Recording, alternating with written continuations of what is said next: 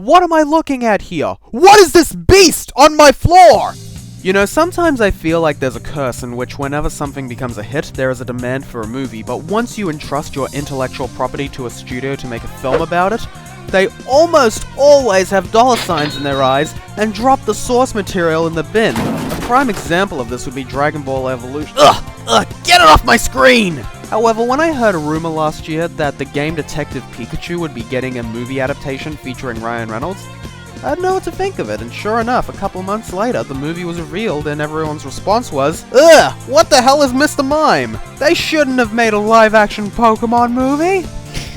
However, now it's known for taking established cartoony designs and making them feel real, proving it was possible. That's Eevee's reflection over there. But then we had someone else come and show us how wrong this can go.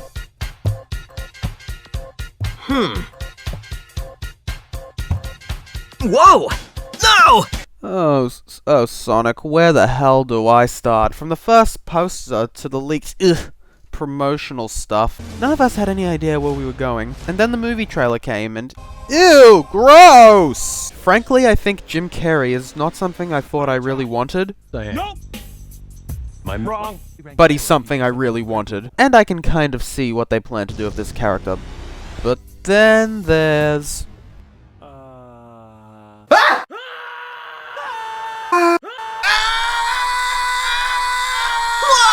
This is just... I don't even... Remember when Boom was revealed and everyone was like, oh, this is the worst Sonic could ever look! I feel sorry for you, Sonic. We all knew Paramount wanted a new design that fits into the real world because, come on, look at this thing. But I think modern Sonic would stand out even less than this, and surely, thanks to the fan outburst, it's been confirmed that he will be redesigned. But, for real? You plan to get that done before November? Like, was this a whole publicity stunt or something? Who knows? Let's go back to 1991. Sega were trying to find a mascot for their upcoming game, and we ended up with this very basic doodle from Natsuo Oshima, I hope I'm pronouncing that right, which would directly result in the final design. And it works. It's simple, cartoony, easy to recognize, that's become so iconic since. Then, for some strange reason, in the early 90s, so much that came to America from Japan had to be localized in a very strange way. Mega Man box, anyone? For all Americans, even though the original look was still in the game, this was how Sonic was known. Until he got yet another redesign, being Sonic Adventure. Well, technically Pocket Adventure, but who knew about that? The idea for changing up their character designs would allow for them to be more expressive and fit better in a 3D world. Did it work? Well, yeah. And as the years went by, the look would slowly be built on until we got to the point of modern Sonic. But even though he's grown up a bit, as anyone does, who can still instantly identify him as the same character? Well, not Sega, but that's a problem for another time. Look at these traits. The noodle-like limbs, the large hands and feet, that one conjoined eye, and the unique hair quills. This is Sonic. Sonic the Hedgehog. Now how do you screw that up?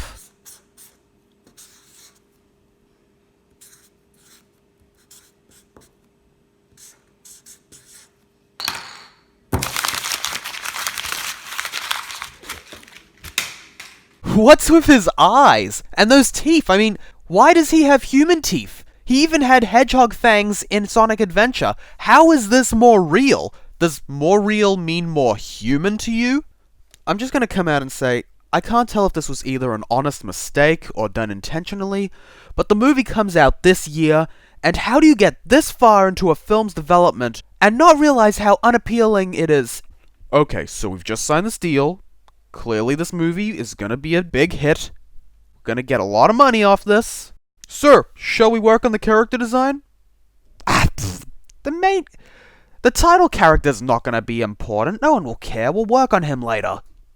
Now, if this was an intentional stunt where this isn't the real design, what exactly is your plan? You let a stack of fake leaks surface, you deliberately try to upset fans and alienate non-fans, and spread negativity about this movie by word of mouth just to reveal the actual look? What does that achieve? And while it is possible to recreate scenes with a different character model, you're compromising everything. Render times, rig compatibility, animators have to redo a lot of work that went to waste, and you risk the live actors' performances of interacting with this character. So what's gonna happen? I don't know. It's not like anything can make the Sonic brand worse than it already is. What is Sonic Team doing right now? Team Sonic Racing. That should be alright, it actually looks really good. While that's enough ranting about Sonic's design, let's look at some other fundamentals. You can always tell a character by the way they act and behave. Their personality leaks in everywhere, and frankly, from what I can tell, he does indeed capture some of Sonic's essence. Carefree, love of action and excitement, and also a total show-off. Is there anything distinctly not Sonic? Well, I'm not quite sure I can say at this time, there's not too much to go by. But I do know for a fact he would never say, "Gotta go fast." It's not like his catchphrase or anything, it's a meme. It's a freaking meme associated with Sonic! And originates from the opening of the cartoon Sonic X, which also has inaccuracies. A prime example would be the two worlds concept, with a human world and an animal world. That is exclusively a concept from the comics and cartoons. In the games, however, the most we have for other worlds is an alternate timeline, another dimension where Blaze comes from, a white void, the void of time and space, floating hexagons, and magic rings that take you to acid trips where you find magic rocks.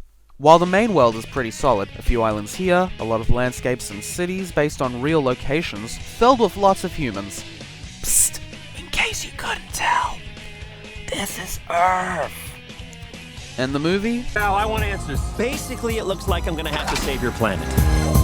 Oh, I hope that's just a throwaway line. Please don't go all Smurfs on me. Also, I just thought I'd mention this. Another reason why Sonic stands out is that as a CG character, he should match the color space of his surroundings, and yet the blue and green contrast with the backgrounds in these shots, and I thought I'd mention he doesn't match the environment lighting at all.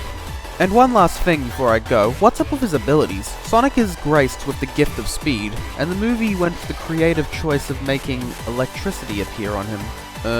Okay, I mean, Sonic's not usually associated with electricity, I guess it's alright for the movie, but honestly, it looks a little too cartoony.